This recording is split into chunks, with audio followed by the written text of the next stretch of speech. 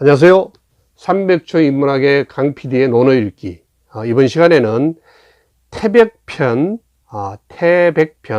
13챕터에 나오는 부분을 한번 읽어보도록 하겠습니다. 제가 이제 논어를 이렇게 전체로 다 읽는 거는 각자마다 이렇게 논어 읽는 방법이 있고, 그리고 그 책방에 가면 논어로 책을 내는 사람들이 수백 권 정도 넘습니다. 가득합니다. 그 얘기는 뭐냐면 논어를 각자 읽는 방법이 다 다양하다는 거로 저는 이해했거든요.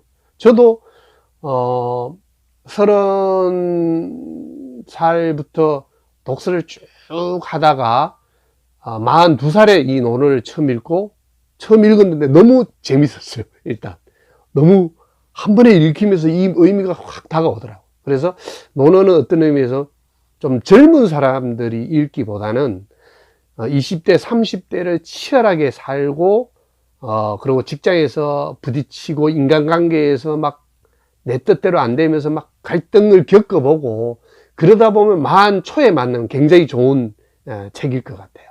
그래서 시기적으로 처음에 20, 30대에 맞는, 무슨 뜬구름 잡는 얘기를 해. 무슨 하나마나한 얘기를 해. 이렇게 비춰질 수 있을 것 같아요. 그런데 저는 40대 초반에 이걸 딱 읽었을 때, 그 이후에 한 50여 회, 그리고 다른 또 논어 관계된 책들, 이런 책들 읽어보면서, 특히 이제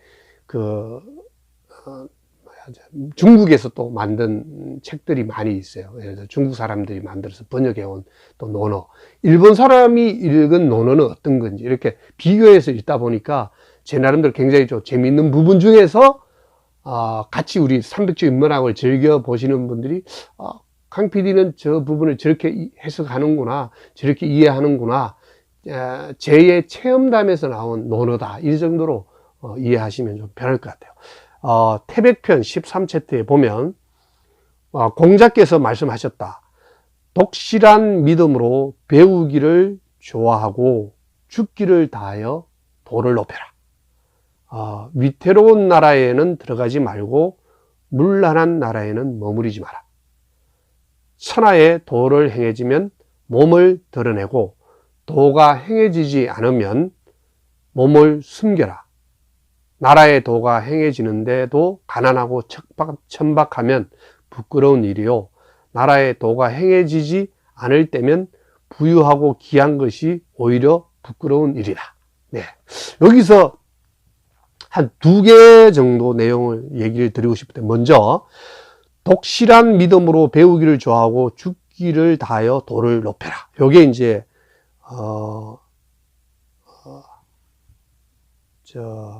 한문으로 얘기하면, 한자로 얘기하면 지킬 수, 죽을 사, 착할 선, 길도. 그래서 수사선도, 이렇게 이제 읽을 수 있는데, 제가 이 얘기하고 좀 관계된 일이 뭐냐면, 이 수사선도란 말을 저는 읽을 때마다 다가오는 한 분이 계세요. 그분이 바로 누구냐 그러면 김훈 선생님입니다. 제가 방송을 하면서 김훈 선생님하고 해외여행을 한 20일 그 프로그램 때문에 간 적이 있어요. 그 인연으로 한 10여 년, 한 3, 4년 전에, 그러면서 그 이후에 이제 다녀와서 제주도 여행도 같이 하고 국내 여행도 또 이렇게 다니면서 지금까지 이렇게 뵙고 있는데, 제가 중간에 회사를 한번 옮긴 적이 있습니다. 회사를 옮길 때 제가 전화를 드렸어요. 김훈 선생님한테 전화를 드려서, 선생님 제가 회사를 옮겼습니다. 그러니까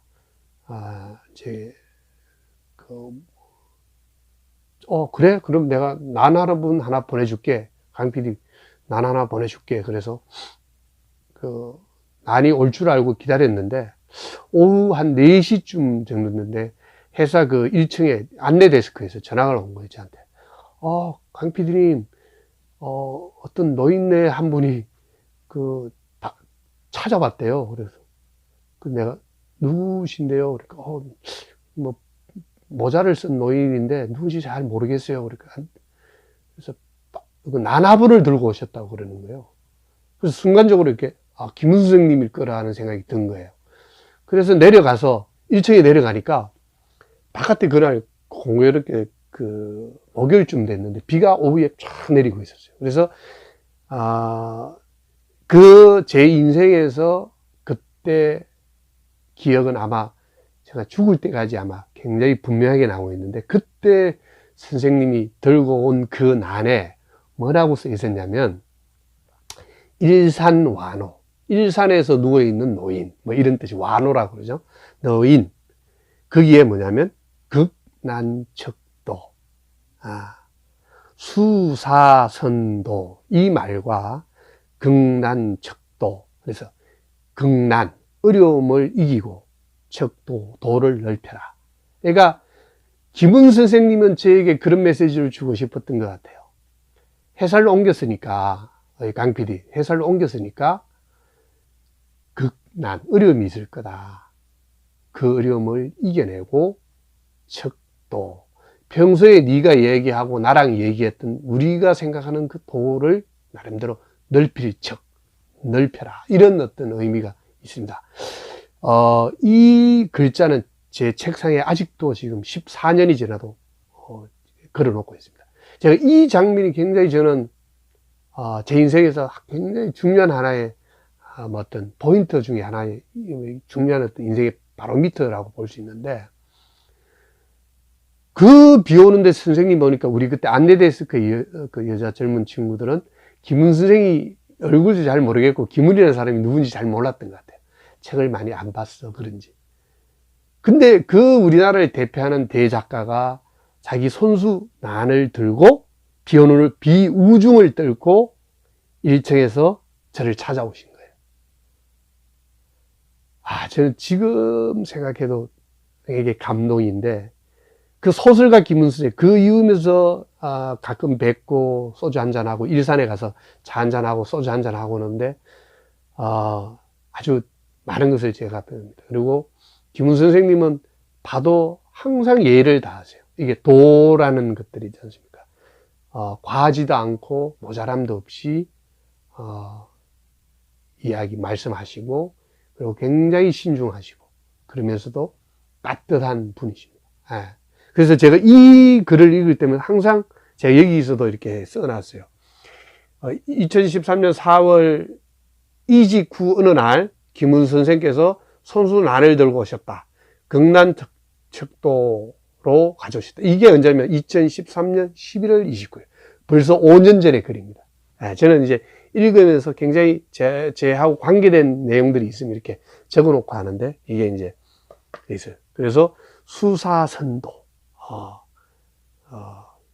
목숨을 걸고 지키라 이런 거죠. 그리고 선도, 도를 행하라 이런 얘기인데, 여기는 저는 극난척도라는 말로 이것을 깊이 이해를 하고 있습니다. 그리고 두 번째 내용 중에 하나가, 천하에 도가 행해지면 위태로운 나라에서는 들어가지 말고 문란한 나라에서 머무르지 마라.